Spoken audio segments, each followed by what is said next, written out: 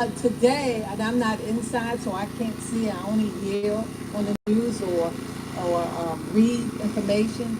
But it's certain information that's asked about the budget, not necessarily the employees. I wouldn't give up those names, but the funding and where's it going to? Where's accountability? And how's the reporting done? And how do you connect what they're doing versus what somebody else is doing? And how does the police department? I mean, a prime example is the Brooklyn homes. State Street folks were out there earlier that day or even that evening. And so what happened as relates to the information they transferred to their supervisors or the administrators to get to where it needed to go, where the police would have known earlier that it was urgent to get out to Brooklyn Park. I mean, our funding comes from the state, comes from the federal government, might be an independent entity that needs to look at that.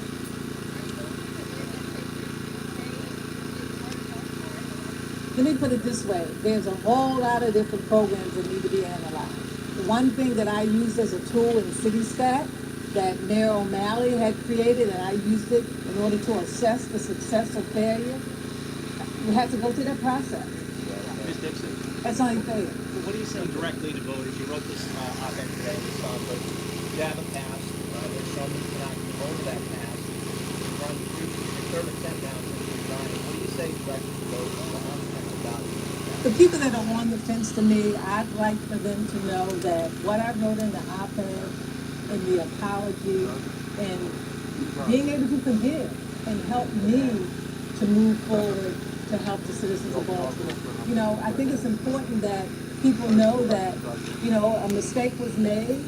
I suffered, I paid, you know, the citizens of Baltimore also, and that I would like for them to have a heart and trust and realize that people change and they learn from their mistakes, and that I've done all of that. And I've done things over the years since then to show my commitment to the city. But can they trust you again if you take all this? They can trust me. I'm the most transparent person, the most trustworthy person.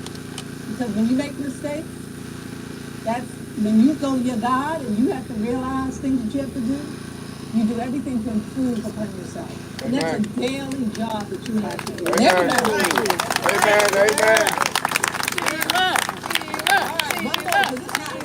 What about the Board of Elections? The Baltimore City Board of Elections. 2 times they miscounted in 2016. 1,800 voting irregularities in Baltimore City compared to 200 in the 23 other jurisdictions combined.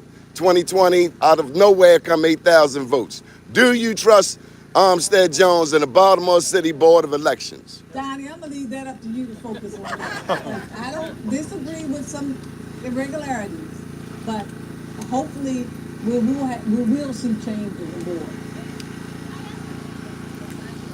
Well, the reporter.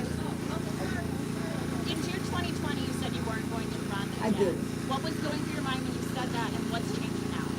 Well, first of all, sometimes you should never say never. Secondly, over this last 4 years, as I said, I get calls on a regular basis. I never changed my number. People have either my email or my number, or they message me on Facebook, or they stop me on with a problem. I try to advise them. News before the news, where we uncover the truth here in West Baltimore. How you doing, sir? Hot as Africa out here.